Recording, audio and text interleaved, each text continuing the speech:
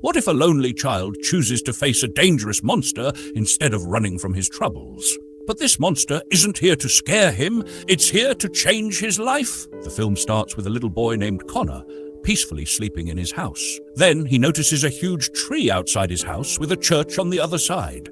Suddenly, strong winds begin to blow. Cracks appear in the church, and it starts to crumble. As he watches, the church crashes to the ground. A woman standing next to the church begins to fall as well. Connor grabs her hand, trying to save her. He cries, but despite his efforts, she falls. Suddenly, scared, Connor opens his eyes. It was just a dream, but Connor can't believe it. It felt so real. Now it's morning. Connor gets up and prepares for school. We learn that he lives with his sick mother, whose condition is worsening. Because of this, Connor has to do all the household chores before heading to school. At school, a bully often bothers him, but as usual, Connor ignores him and heads home. In the evening, Connor spends time with his mother. They begin watching old movies on his grandfather's projector, where a man falls from a tower. Connor recalls his dream, the one where the church was collapsing and a woman was falling from it. He wonders why not recreate this dream on paper. Inspired, he begins to draw. As Connor draws, the ground outside his house, near the large tree by the church, begins to crack. From below, a massive monster bursts through the earth, moving toward Connor. At exactly 12:07, the monster reaches Connor's window and starts calling him. Terrified, Connor tries to hide, but the monster lifts him in its hands and brings him close. It says, "Don't be afraid of me. I want to be friends with you and tell you stories." Connor replies, "No, because you're a monster. I can't be friends with you, and I don't want to hear your stories." The monster grows angry, its insides glowing a large orange color. As if enraged, the monster opens its huge mouth, but before it can finish, Connor suddenly finds himself back at the table where he was drawing. He realizes it was all in his mind, but still scared, he goes to his mother and falls asleep.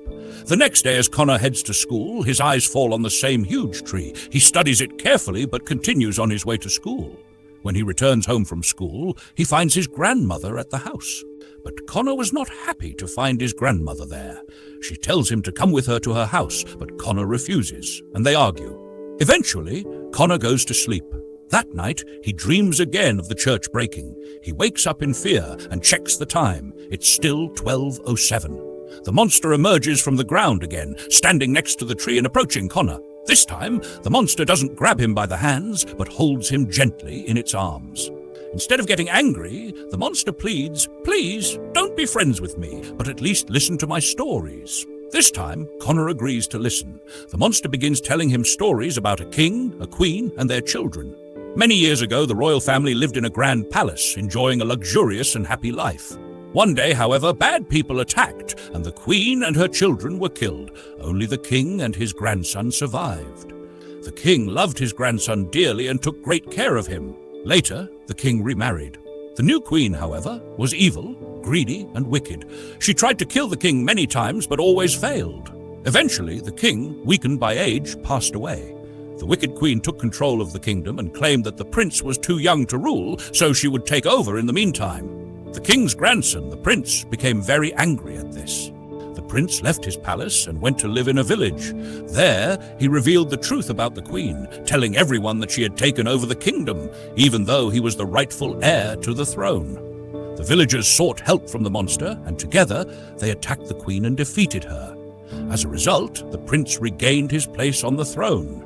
The story ends there. After hearing the story, Connor asks the monster, "Who was the bad one in this story?" The monster replies, "There was no evil in it. A person becomes good or bad because of their actions. It is up to the person which path they choose, the path of goodness or of evil." Connor tells the monster, "I don't want to live with my grandmother. What should I do? How do I escape from her?" The monster responds, "You don't have a problem with your grandmother. In fact, you need to escape from someone else." The monster's time is up and he leaves, just as Connor returns home.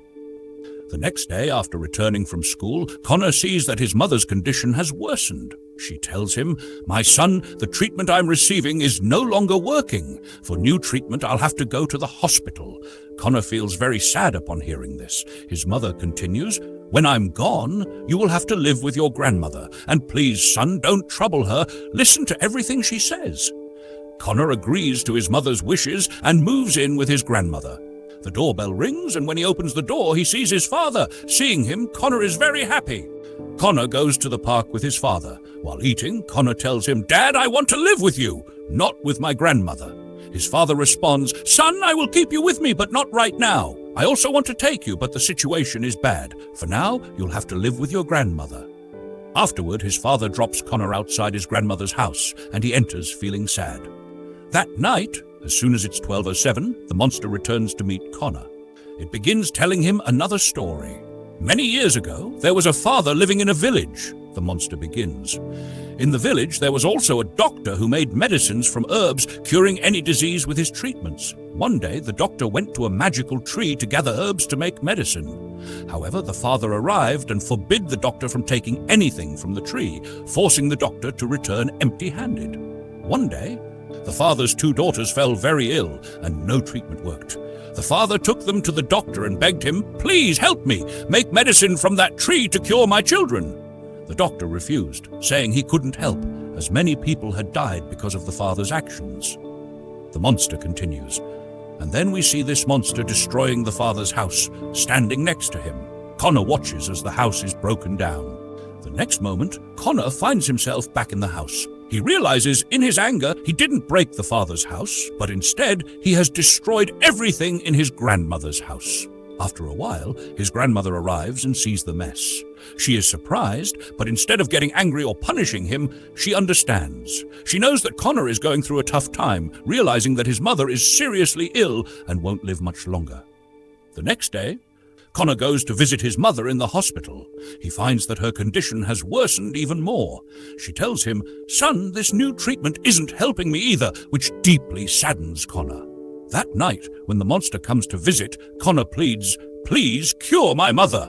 But the monster replies, "Sorry, I can't help you with this." Feeling heartbroken, Connor returns home. The next day, when Connor goes to school, the same bully tells him that he will stop bothering him in the future, but not because he has changed, rather because Connor isn't seen much anymore.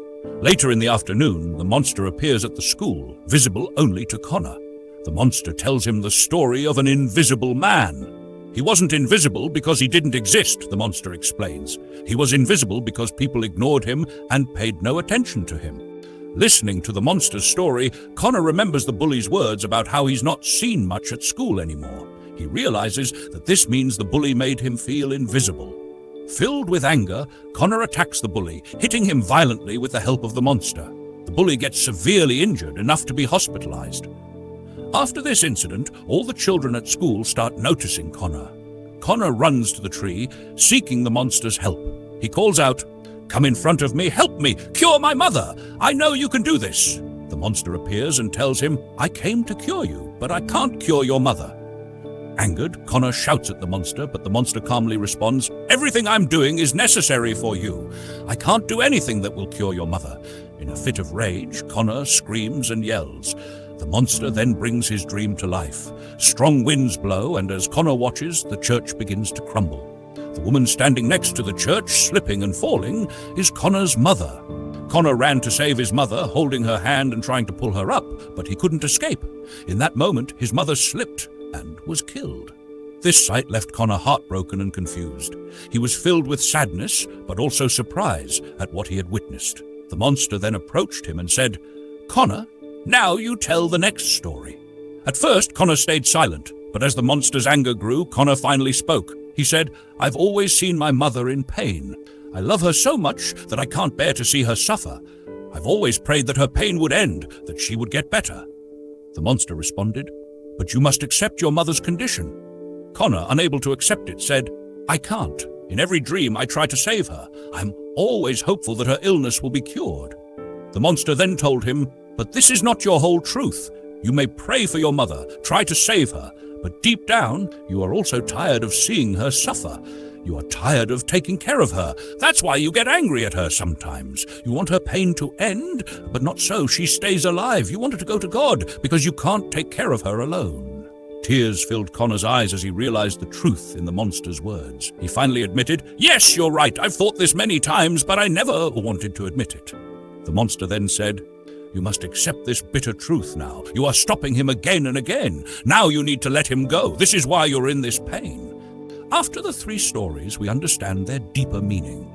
In the first story, the prince, despite his flaws, becomes a good king and takes care of his people. In the second story, the doctor, though greedy, still helps people and proves to be a better person than his father.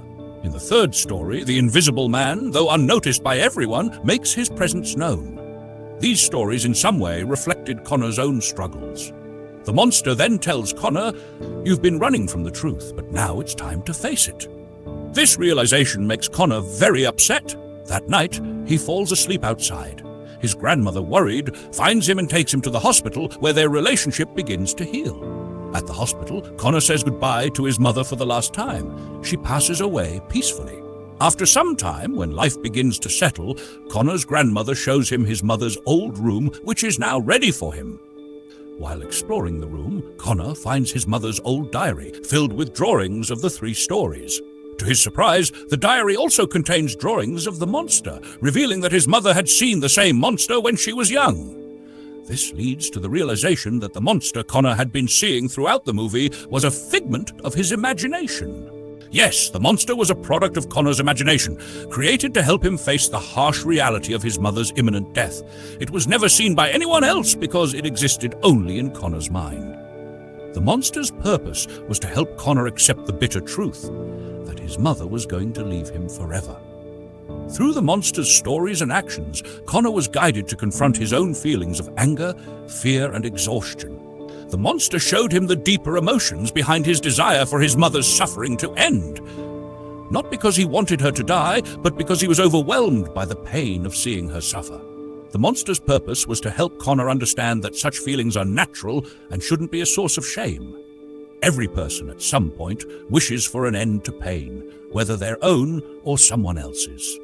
In the end, after his mother's passing, Connor learns to face this truth, and while he feels ashamed of his own thoughts, the monster helps him realize that it's okay to feel that way. The film ends on this note of understanding and acceptance, with Connor finding a way to move forward, having faced the difficult truth of life and loss. So this film ends here. Don't forget to subscribe for more stories like this.